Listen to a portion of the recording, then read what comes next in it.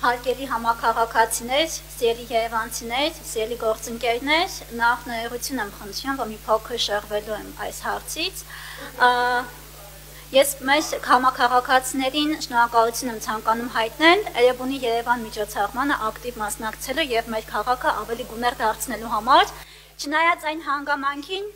Չնայած այն հանգամանքին, որ որոշ շրջանակներ փորձեցին այդ տոնը փչացնել եւ նախորդին ինչ-ինչ պատճառներով աղբավայրը հրդեհվեց եւ այժմ համապատասխան գործընթաց է իրականացնում քննչական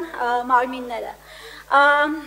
Մեր հարգարժան գործընկերները այս դահլիճում ինչ-որ ականջներ են փնտրում, բայց ես ցանկանում եմ հիշեցնել մի պարզ հանգամանք։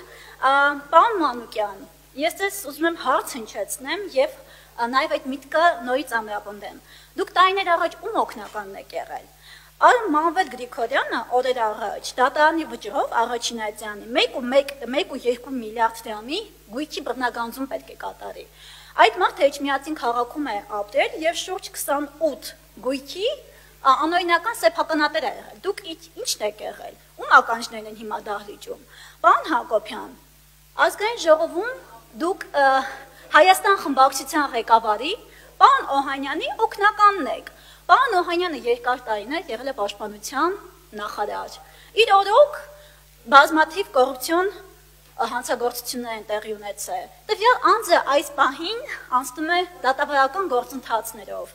Ձեր կուսակցության եւ ձեր խմբակցության լիդերը, պարոն Քոչարյանը, իր օրոք է, որ Արցախի հանրապետությունը դուրս է եկել բանակցային գործընթացից։ Ժողովուրդ ջան, եկել եք խոսում եք Արցախից, խոսում եք եկեղեցուց, խոսում եք ինչ-որ արժեքներից։ Ժողովուրդ, այդ ամենի չի հեղինակը ձեր քաղաքական ուժն է եղել։ Խոսում եք մարդկանց մասին, Արցախի մեր հայրենակիցների գալիս եմ։ Արցախի հանրապետության մեր հայրենակիցների մասին եք խոսում, բայց այդ մարդկանց ճակատագիրը դուք եք խեղել եւ այդ մարդկանց էմոցիոնալ ֆոնի վրա հիմա դիվիդենդներ եք շահում։ Խոսում եք եկեղեցու մասին, բայց եկեղեցին ինչ է կարել։ Մենք եկեղեցուն ենք դեմ ժողովուրդ, մենք դեմ ենք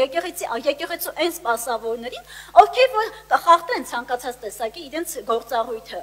Հերիքա մանիպուլյացիաներով զբաղվեք, հերիքա մանիպուլյացիաներով զբաղվեք, այս ժողովուրդը շատ լավ գիտի դուք ով եք, ձեր ականջների հետևում ով է կանգնած, վերջացեք այդ ամբողջ գործառույթը, ինչ վերաբերում է վաղաշաբաթի ընտրություններին, այսպեսի մի բան ասեմ, վաղաշաբաթի ընտրությունների ելքը որոշելու է